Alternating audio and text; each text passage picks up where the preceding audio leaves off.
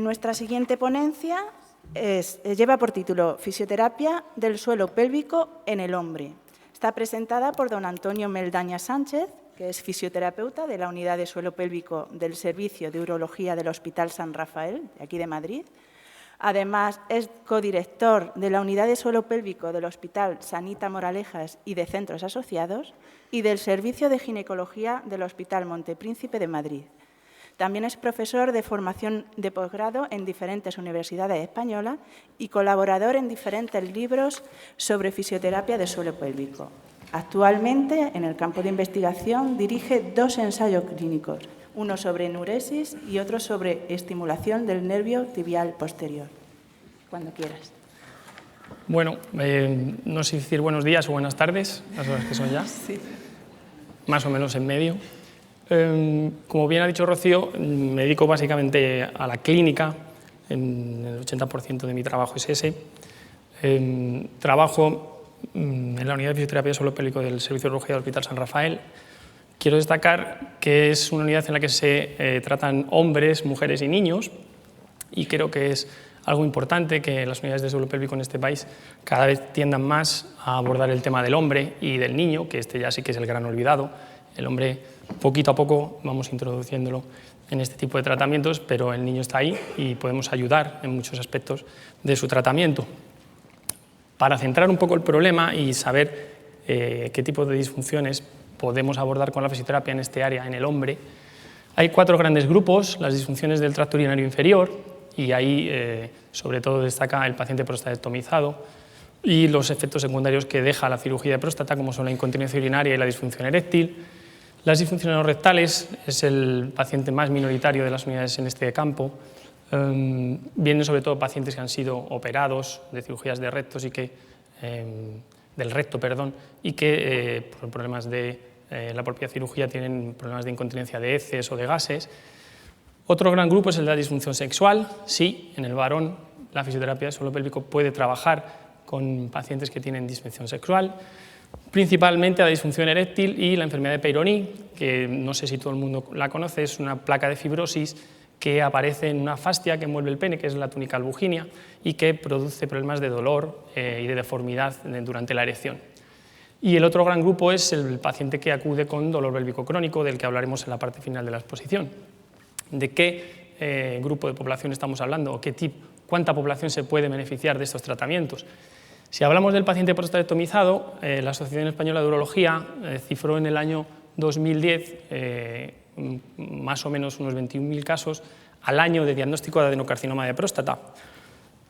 El tratamiento que se suele elegir para estos pacientes, en la mayoría de los casos, es la prostatectomía radical y, sin duda, los efectos secundarios de la misma son la incontinencia urinaria y la disfunción eréctil, ambos con posibilidad de tratamiento a través de la fisioterapia.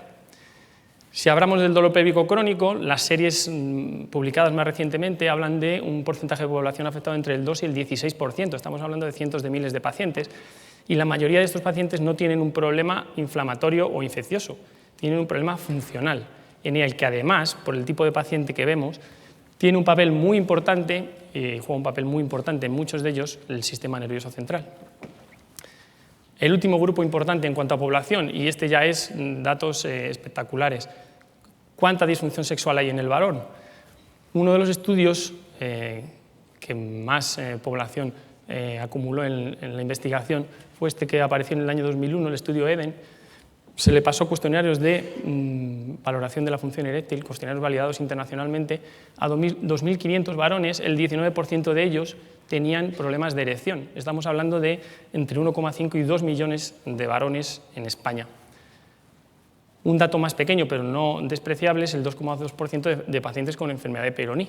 Igualmente estamos hablando de cientos de miles de pacientes. Esa es una enfermedad de Peyronie, un pene en erección y una deformidad en el pene que a veces incluso puede impedir hasta el coito y que provoca dolor durante la erección. ¿Qué hacemos con un paciente que acude a la unidad de fisioterapia? Pues hacemos lo mismo que se hace con cualquier paciente que acude al fisioterapeuta. Le realizamos una anamnesis, una historia clínica, se le realiza una exploración física, una valoración basada en la inspección, en la palpación de los tejidos. Y hay que tener especial cuidado en estos pacientes porque aquí tratamos sobre todo disfunciones y dolor crónico. Y por tanto no nos podemos quedar simplemente en lo que los tejidos nos muestran, hay que ir un poquito más allá. Tenemos que intentar observar a través de esos datos, de esos signos y de esos síntomas del paciente, cómo está, en qué situación se encuentra el sistema nervioso central y cómo puede estar afectando al problema que tiene el paciente. En los últimos años, además, tenemos una herramienta más que podemos utilizar, que no sustituye ni mucho menos a la exploración física o a la anamnesis, pero que sí aporta datos que nos hacen tener diagnósticos más específicos, más certeros y que mejoran la efectividad de los tratamientos. Es la ecografía funcional. Con la ecografía funcional dinámica, es decir, la ecografía que nos permite ver en tiempo real la función del organismo, podemos observar el control neuromotor que tienen los pacientes de las estructuras que queremos analizar. Podemos observar la movilidad de los tejidos, incluso si aparecen o no sinergias musculares, que en algunos casos está demostrado que aparecen en la mayoría de la población. En el vídeo de la parte superior tenéis la ecografía de una pared abdominal, este es el músculo transverso del abdomen, y no está haciendo una contracción voluntaria de ese músculo, que la mayoría de nosotros de manera selectiva no sabemos hacer, sino que lo que está haciendo es una activación de ese suelo pélvico, el paciente, lo que produce una activación de ese músculo. Podemos medir ángulos y distancias en el hombre, esto con el tiempo será de mucha más utilidad, porque ahora todavía no hay muchos datos sobre parámetros en población normal. Podemos ver cómo incide la presión abdominal y cuál es la respuesta del sistema de continencia, por ejemplo, ante estos aumentos de presión abdominal. Aquí tenéis un paciente que ha sido sometido a una cirugía tipo milling, es una cirugía que se hace no en el adenocarcinoma de próstata, sino en el paciente que tiene un adenoma de próstata, pero es una próstata muy grande, entonces tiene que hacer una cirugía abierta. ¿Veis dónde incide la presión abdominal? Cada vez que el paciente tose, donde está la flechita, esto es una contracción voluntaria del paciente, sin embargo, cuando el paciente tose, lo veréis ahora, ahí incide en la cara anterior del esfínter uretral externo, lo que supone un signo de mal pronóstico para la recuperación, porque es donde menos efecto podemos tener con los tratamientos. El paciente de abajo es un paciente prostatectomizado, le han hecho una cirugía mucho más agresiva. Sin embargo, cuando el paciente tose, la respuesta es totalmente fisiológica. El elevador del ano se contrae, el cuello de la vejiga se eleva y esto es un signo de buen pronóstico en la recuperación del paciente. Este tipo de datos lo puede dar la ecografía y son muy valiosos a la hora de planear un tratamiento y ser más eficientes con el mismo. Cada vez hay más bibliografía, en hombre, en mujer, hay más que en hombre, siempre pasa, sobre la información que aporta la ecografía, tanto a nivel, por ejemplo, en casos de dolor crónico o en casos de pacientes que sufren de incontinencia urinaria después de cirugía de próstata. ¿Y qué tratamientos podemos hacer en las unidades de fisioterapia de suelo pélvico en un varón? Pues estos y muchos más. Es decir, antes la doctora Carolina Walker hablaba de Arnold Kegel, que realmente le debemos muchas de las cosas que hoy en día se están haciendo, pero hay que intentar rebelarse sobre esta frase constante de que los fisioterapeutas de suelo pélvico lo que hacemos es reeducar los ejercicios de Kegel constantemente. No es así. Fijaros, estas son técnicas para reeducar el control neuromotor del paciente a través del biofeedback, de la ecografía o a través del biofeedback de la electromiografía. Aquí tenemos una técnica de electroestimulación muscular, una técnica de hipertrofia de los músculos del suelo pélvico combinado con ejercicios activos del propio paciente. Tenéis una técnica de terapia manual para poder devolver movilidad a los tejidos, para poder disminuir los inputs nociceptivos aferentes que pueden ir desde el sistema de los tejidos periféricos al sistema nervioso central. Tenéis una técnica de estimulación percutánea, una neuromodulación periférica de un paciente con dolor en tejidos en los que el paciente no tiene dolor, pero que utilizamos como vía para intentar neuromodular el sistema nervioso central. Incluso tenemos técnicas que podemos utilizar en medio de la función que queremos reeducar. Aquí tenéis un paciente que está intentando orinar con el apoyo de una técnica de biofeedback con control electromiográfico, es decir, podemos reeducar una función dentro de la función. Y podemos hacer más cosas, como en la mujer también hay trabajos que combinan la respiración, la pared abdominal, la pelvis, el suelo pélvico, con muy poquita evidencia científica, pero ahí están y es un camino que hay que recorrer para ver cuál es el resultado de los mismos. Podemos intentar hacer técnicas de neuromodulación periférica sobre la hiperactividad vesical, es decir, sobre una función visceral a través de técnicas como la estimulación del nervio tibial posterior. Hay técnicas de terapia manual visceral, Técnicas locales sobre placas de fibrosis que evidentemente en este caso están en un pene, pero es un tejido más de la anatomía del varón y que además tiene tratamiento con fisioterapia, puede ser un ultrasonido, pero puede ser también una diatermia. También utilizamos técnicas de abordaje cognitivo-conductual, cuando hacemos una reeducación comportamental, es decir, cuando le intentamos pautar al paciente cómo debe orinar, cada cuánto tiempo debe orinar, estamos haciendo hincapié en un abordaje cognitivo-conductual, igual que cuando hacemos educación al dolor. Y también hacemos técnicas para reequilibrar las estructuras, las articulaciones de la zona lumbosacra. Por lo tanto, las técnicas de tratamiento no se centran solo en realizar ejercicios de suelo pélvico, más allá de esa reeducación hay más cosas. Hay técnicas que pueden mejorar el control neuromotor de una función o intentar que el paciente adquiera una función que no tiene. Podemos hacer tratamientos locales sobre tejidos como fibrosis, adherencias, podemos intentar mejorar o hipertrofiar un músculo.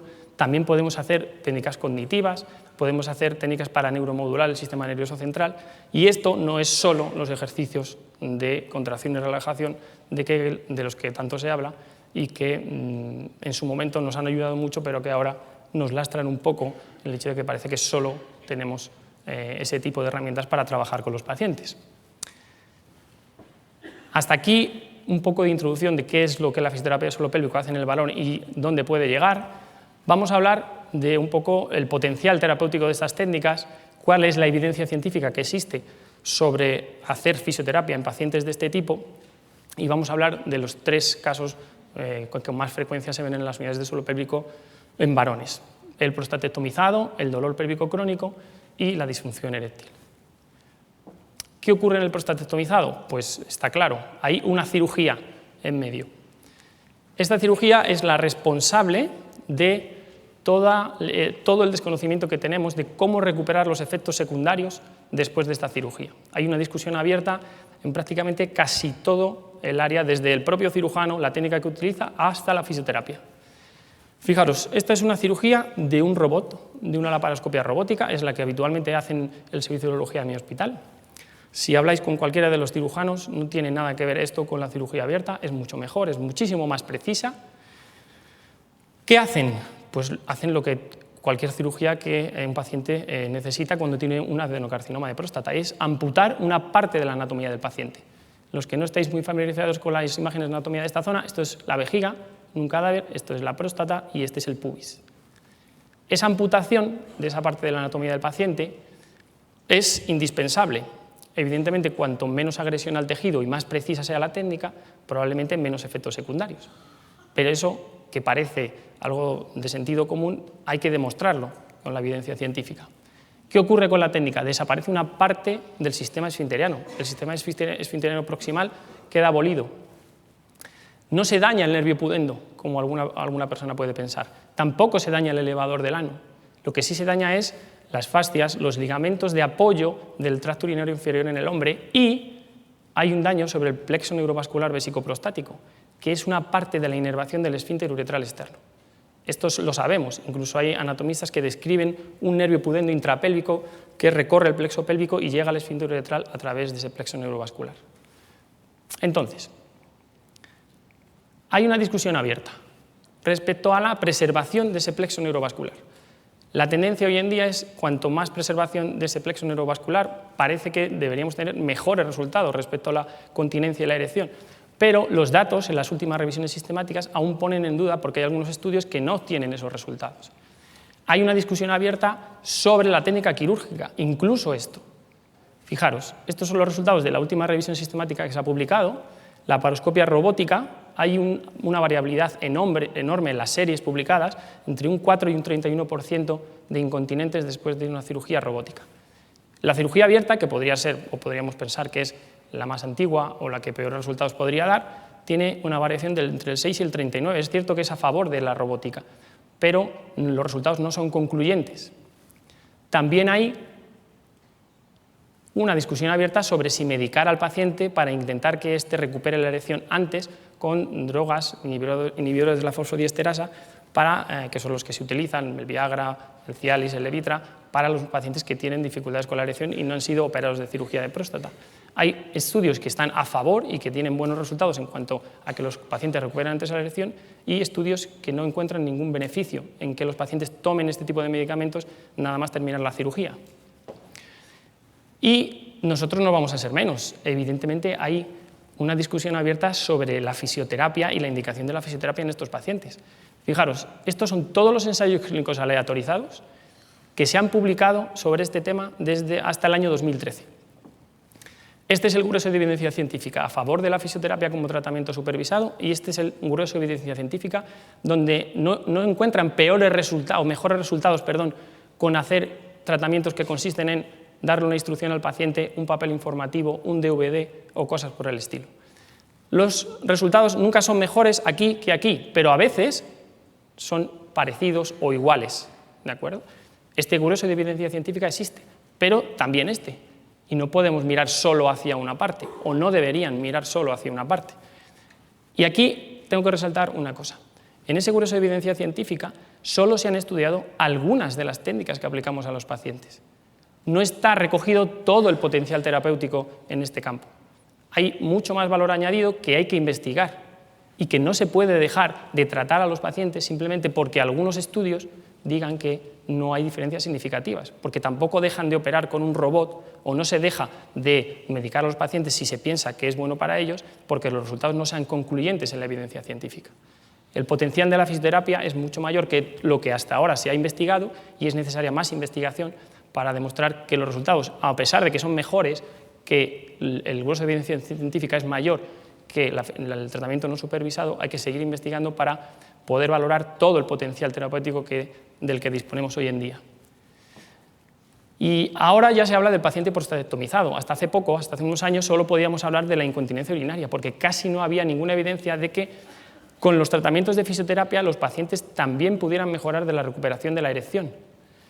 Hay 2 ensayos clínicos aleatorizados en el año 2012 que demuestran que un programa de fisioterapia temprano sobre los pacientes que han sido sometidos a cirugía de próstata mejora a los 12 meses el porcentaje de pacientes que mejora la erección, casi en un 50%.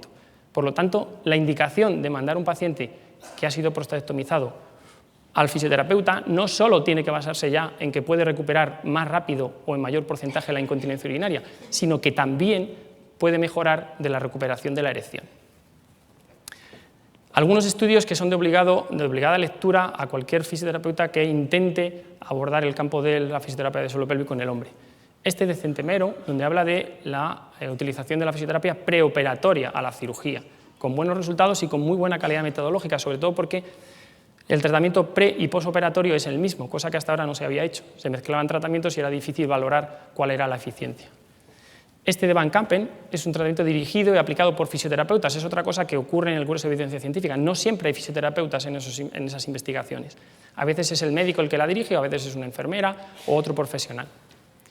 En el estudio de Van Kampen se ve cómo al año de la cirugía los pacientes tratados con fisioterapia frente a un grupo placebo, que era una electroestimulación interferencial que no tenía estímulo, mejoran en cuanto a porcentaje de pacientes y en cuanto a la aceleración, la velocidad con la que se recuperan. Este estudio de Ribeiro, que es también un estudio donde hay un seguimiento de los pacientes hasta el año de la cirugía. Esto es muy importante porque hay muchos estudios con buena calidad metodológica y con buena respuesta al tratamiento de fisioterapia que no hacen un seguimiento de los pacientes. Y siempre hay que intentar que ese seguimiento sea hasta los 12 meses. En este estudio, los resultados son que hay un mayor porcentaje de continentes en el grupo de tratamiento con fisioterapia, en este caso con biofeedback, y estos autores, en la discusión del ensayo, hacen 2 cosas que me parecen muy interesantes. Una, no dan importancia a la técnica que se utiliza para reeducar. 2, no protocolizan los tratamientos. Los pacientes hacen un tratamiento en función de la evolución de su control neuromotor. Y 3, hacen un análisis de los ensayos clínicos que no están a favor de la fisioterapia, que es muy interesante leer. Por ejemplo, este estudio de Catherine Moore, donde la conclusión a la que llega la autora es que un tratamiento dándole instrucciones verbales y escritas a los pacientes y con un seguimiento telefónico es el mismo resultado que si es un tratamiento dirigido por un fisioterapeuta sobre la musculatura del suelo pélvico. ese ensayo es muy conocido, ¿vale? Y muchos de los médicos especialistas que han decidido que sus pacientes no deben hacer fisioterapia después de la cirugía tienen en cuenta mucho este ensayo. Si os adentráis un poco en él, y por eso es importante leer evidencia científica, veréis que yo personalmente no llego a la misma conclusión con los datos que ella expone.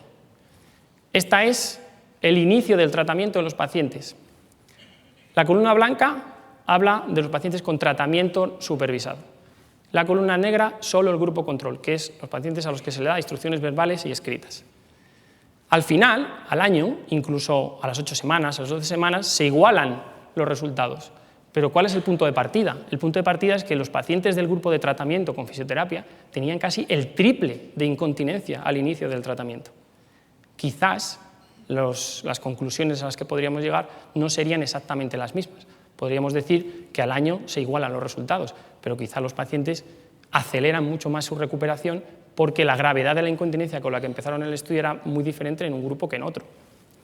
Y, por supuesto, de obligado lectura, este estudio de Prota, en el que compara la recuperación de la erección en pacientes prostatectomizados después de compararlo con un grupo control en que se les daba instrucciones verbales y escritas de cómo hacer los ejercicios. Al año obtiene una recuperación del 47% de erección en los pacientes tratados con fisioterapia frente a un 12,5% en el grupo control.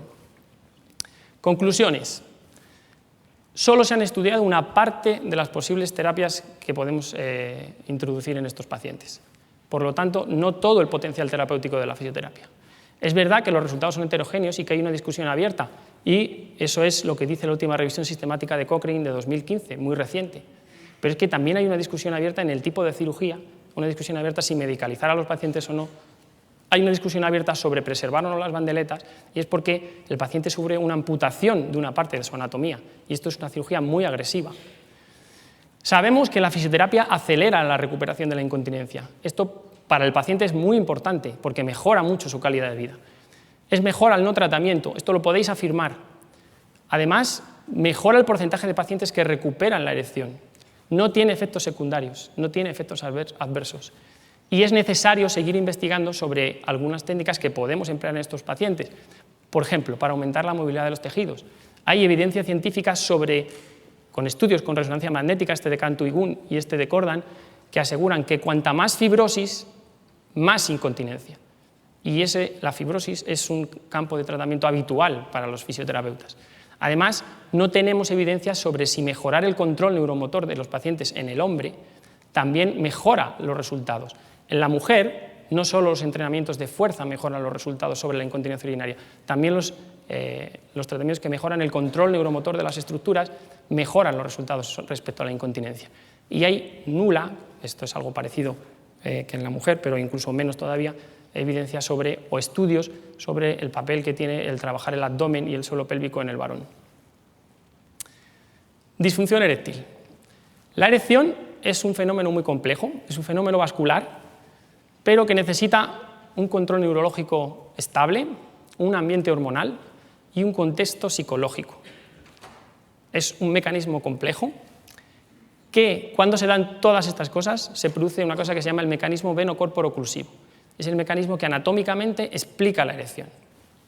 Fijaros, esto es un corte transversal del pene, aquí tenéis la capa longitudinal de la fascia de la túnica albuginea y aquí la capa circular, es una fascia que tiene fibras en las dos direcciones, envuelven en los cuerpos cavernosos del pene y el cuerpo esponjoso del pene. ¿Qué ocurre cuando se produce el fenómeno de la erección? Entra sangre en el pene aumenta su tamaño, su grosor, y la fascia se estira hasta un punto. Cuando llega al punto de máximo estiramiento, se produce una compresión de las estructuras vasculares que hay por debajo de esa fascia. Evidentemente, como todos sabemos, la compresión es mayor sobre el plexo venoso que sobre el plexo arterial. Es simplemente una cuestión histológica. Si apretáis la pared de una vena con la misma presión que con la de una arteria, la de la vena se colapsará mucho más. Por tanto, es más difícil que haya un reflujo de sangre del pene hacia atrás y más fácil que se mantenga un aporte sanguíneo al pene. Este es el mecanismo que explica el mantenimiento y la rigidez en la erección. Pero solo se explica desde la fascia de la túnica albuginea del pene. Sin embargo, ¿qué sabemos? Sabemos que los músculos del perineo superficial cubren hasta el 60% del pene, de los cuerpos cavernosos y del cuerpo esponjoso del pene. Además, la fascia que envuelve estos músculos es la misma que envuelve el pene, la túnica albuginea. Estos músculos insertan directamente sobre los cuerpos cavernosos, rodean el cuerpo esponjoso y rodea el cuerpo cavernoso en su parte dorsal. Cuando se produce una contracción de estos músculos del perineo superficial, puede aumentar la presión sanguínea en el pene hasta 5 veces. Y durante las erecciones nocturnas, desde hace muchísimos años se conoce que en una erección nocturna, que tenemos todos los varones, y que se produce sin un ambiente psicológico y sin voluntariedad, además de haber un aumento de presión de sangre en el pene y un aumento de tamaño, se produce una actividad electromiográfica en estos músculos. Por tanto, hay una relación anatómica y hay una relación fisiológica entre los músculos del perineo superficial y el mecanismo de la erección. ¿Qué hay de evidencia científica sobre los tratamientos en disfunción eréctil en el varón? Como siempre lo mismo, no añadimos más cosas. Ejercicios de suelo pélvico, reeducados o no con biofeedback, electroestimulación y reeducación de hábitos de vida. Fijaros, hay un grueso de evidencia científica que son series de pacientes, algunas muy largas, algunas no tienen grupo control, pero sí tienen otras grupo control y no tienen randomización. Bueno, no son ensayos clínicos aleatorizados, pero se repite en casi todas ellas, en casi todos los ensayos, estas cifras. 40% de curación, 30% de mejoría, 30% de no respuesta. En el año 2002 apareció el primer ensayo clínico aleatorizado sobre el trabajo de los músculos del perineo superficial en pacientes con disfunción eréctil. Corroboraba estos resultados. Y un poquito más adelante, en el año 2005, esta señora, Grace Dory, publicó este ensayo. Este ensayo es muy importante porque es un antes y un después sobre lo que podemos aportar de evidencia científica en el tratamiento de fisioterapia en la disfunción eréctil. Es un grupo de pacientes que tenían problemas de fuga venosa. Un grupo de pacientes que se dividieron en dos grupos, uno al que se le realizó un tratamiento con ejercicios supervisados y con un biofeedback manométrico, y un grupo control donde se le dieron recomendaciones de hábitos de vida. A los 3 meses de empezar el tratamiento se les pasó antes y después este cuestionario, el cuestionario validado internacionalmente que mide la función eréctil. Los resultados son estos, son casi los mismos que el resto de series publicadas hasta el momento. 40% de curación, 34% de mejoría, 25% de no respuesta. No contenta con esto, esta señora al grupo control, cuando acabó el estudio, les aplicó el mismo tratamiento y obtuvo los mismos resultados. Además, en el ensayo hace una comparación de sus resultados con los que se obtienen cuando se hacen ensayos sobre los medicamentos, en este caso el sildenafilo, que es la Viagra. Encuentra que en su estudio hay una diferencia en el índice internacional de función eréctil de 8 puntos y en el de la medicación de 10. Todo lo que supera los 6 puntos de mejoría se considera mejoría significativa. Por lo tanto, ella propone este algoritmo en cuanto a el tratamiento de estos pacientes, en el que yo estoy totalmente de acuerdo y voy a añadir una cosa más. Primero, diagnóstico médico y valoración de la situación hormonal del paciente, porque si tiene un déficit de testosterona, el tratamiento es hormonal. Si esto es correcto y no hay ningún problema orgánico, entonces, primera línea de tratamiento, ejercicios de suelo pélvico, tratamiento sobre los músculos del perineo superficial. Y como segunda línea de tratamiento, todas las que hasta ahora se están utilizando y que se siguen utilizando en la mayoría de los pacientes. Fármacos, bombas de vacío, bandas constrictoras, inyecciones intracavernosas. Si no funciona, cirugía. Hay algo que quiero añadir. Muchos pacientes que toman fármacos, que toman medicación para mejorar su calidad de la erección, mejoran de la calidad de la erección, pero no al 100%. Y no hay que ser excluyente con los tratamientos. Se pueden combinar perfectamente los pacientes que toman fármacos y los pacientes que pueden mejorar aún más realizando trabajo sobre los músculos del perineo superficial. En los últimos años, además, han aparecido estudios, ensayos clínicos aleatorizados a doble ciego, que hablan de la utilización de las ondas de choque de baja intensidad en pacientes que tienen problemas de erección, no en este caso por fuga venosa. No es un paciente que tiene un problema por mantenimiento o rigidez de la erección, sino un paciente que tiene problemas en cuanto a conseguir la erección, por atrofia de los cuerpos cavernosos o por fibrosis en los cuerpos cavernosos. ¿Por qué se aplica este tratamiento? Porque produce angiogénesis en los cuerpos cavernosos y mejora el riego sanguíneo de esas estructuras. Esto es uno de los ensayos clínicos aleatorizados a doble ciego que se han utilizado o que se han publicado. El 50% de los pacientes a los que se someten a este tipo de tratamientos, cuando está bien hecho el diagnóstico, es decir, hay un problema vascular, mejoran significativamente en el índice internacional de función eréctil de su erección. Por lo tanto, no solo podemos tratar problemas de fuga venosa, sino que quizás en un futuro también podemos tratar problemas en pacientes que tienen dificultad para conseguir la erección. Antonio, te quedan 5 minutillos, ¿vale? Voy terminando. Último grupo de pacientes, los pacientes que acuden por dolor pélvico crónico. Está claro el síntoma principal, el dolor. Ahora bien, lo difícil en este tipo de pacientes es diferenciar si hablamos de un dolor nociceptivo. Puede existir, puede venir un paciente con una cosigodinea o puede venir con un síndrome miofascial de suelo pélvico aislado, no es lo más habitual. Puede tener un problema de dolor por una fibrosis o por una cicatriz. Puede venir por un problema de dolor de tipo inflamatorio. Bien, hay pacientes que tienen procesos inflamatorios en la pared de la mucosa vesical. Puede venir con un tipo de dolor neuropático. Esto no quiere decir que el paciente tenga un atrapamiento estructural de ninguna estructura nerviosa de la zona. Cuidado con esto, porque ahora cada vez menos, pero ha habido unos años en que todos los pacientes tenían atrapamientos del nervio pudendo. Esto era lo habitual. Que tenga un dolor neuropático no significa que tenga un atrapamiento de estructuras nerviosas. ¿Por qué? Muchos de estos pacientes, por el tipo de dolor crónico que es, no todos los dolores crónicos producen sensibilización central, pero en estos pacientes es habitual que se den las dos cosas, el dolor crónico y la sensibilización central. El paciente que tiene un proceso de sensibilización central va a tener síntomas de dolor neuropático, lo que no quiere decir que haya un atrapamiento estructural de ninguna estructura nerviosa. Y además, este tipo de pacientes tienen disfunciones en otras áreas, además en áreas muy íntimas, muy personales, que afectan mucho a la calidad de vida del paciente. Disfunciones sexuales, dolor al eyacular, después de eyacular con la erección, miccionales, van mucho a orinar con mucha urgencia, disfunciones intestinales, y todo este cuadro produce además cuadros de ansiedad y depresión habitualmente. Esto es un síndrome de dolor pélvico crónico, que como escuché hace poco al profesor Rafael Torres, y que me pareció muy acertado para traerlo a esta charla, porque coincide exactamente con lo que el tipo de pacientes que habitualmente vemos, es un dolor disfuncional. ¿Qué es un dolor disfuncional? Es un dolor en el que hay una desproporción de los síntomas del paciente, donde hay un dolor difuso que afecta a muchas áreas de la anatomía del paciente y que genera en muchas ocasiones hipersensibilidad de estímulos como el frío, el calor, el estrés, las emociones. Fijaros, esto es la guía de práctica clínica de la Asociación Europea de Urología sobre dolor pélvico crónico. 2014, reciente. El texto original os lo he puesto aquí para que lo podamos ver. Fijaros las primeras líneas que aparecen en esta guía de dolor pélvico crónico. Esta guía no está hecha solo por urólogos, está hecha por neurólogos, urólogos, ginecólogos, psicólogos, etc.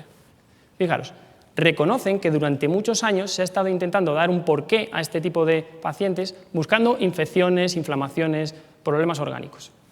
Se han dado cuenta, por la evidencia científica que existe, no por una opinión, que es un problema en el que está involucrado el sistema nervioso central, que puede iniciarse, ¿vale?, por un input nociceptivo aferente, que es lo que produce el dolor disfuncional.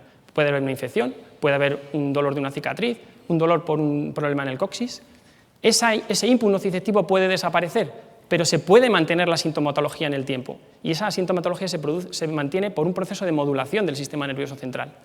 Además, ese mecanismo está asociado a fenómenos sensoriales, funcionales, comportamentales y psicológicos del paciente, por lo que es imprescindible que la valoración y el tratamiento sean multidisciplinares. Entonces tenemos un paciente que puede tener un input nociceptivo en cualquiera de los tejidos relacionados, fascia, músculo, piel, sistema nervioso periférico, víscera, que puede afectar al resto de tejidos que tienen relación sobre todo en la inervación de los mismos, que puede afectar al sistema nervioso central y que puede generar síntomas de dolor neuropático cuando quizás, muy probablemente, no tenga un atrapamiento de ninguna estructura nerviosa. Es justo el paciente que podemos entender perfectamente su sintomatología si entendemos la teoría de la neuromatriz de Melzack y la convergencia viscerosomática de Hoffman. ¿Dónde está la fisioterapia en cuanto a la valoración y tratamiento de estos pacientes? Me he ido no a una guía clínica de fisioterapia, que por desgracia hay pocas, ni a ensayos clínicos de fisioterapia donde digan que la fisioterapia es muy buena, que la fisioterapia en estos pacientes funciona muy bien. No, me he ido a la guía de dolor pélvico crónico de la Asociación Europea de Urología.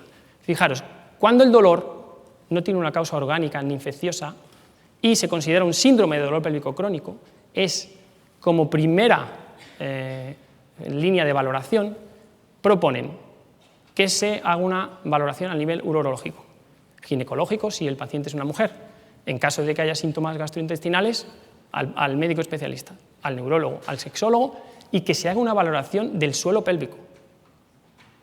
Primera línea de valoración. Entonces, el diagnóstico es clínico, no hay una prueba diagnóstica gold estándar, es un diagnóstico clínico.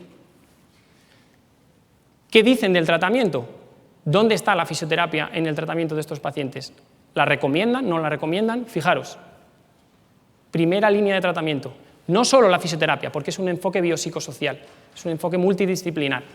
Sexólogo, psicólogo, fisioterapia y médico que controle con fármacos o con otras técnicas también ese dolor. Por lo tanto, un tratamiento multidisciplinar basado en la evidencia científica, en las recomendaciones de las guías de práctica clínica, y en esto quiero pararme unos segundos. Solo uno, por favor. Unos segundos. Me queda una diapositiva. No hay un tratamiento específico para estos pacientes. No hay tratamientos milagrosos, pero sí hay tratamientos que tienen efectos secundarios y que no los tienen. La fisioterapia no tiene efectos secundarios. Puede tener iguales o mejores resultados, o los mismos, vamos a ponernos en esa tesitura, que cualquier tratamiento que pueda tener efectos secundarios. Por lo tanto, los pacientes deben ser tratados siempre teniendo en cuenta esto. Intentar que los tratamientos vayan siempre de menos a más en cuanto a los efectos secundarios.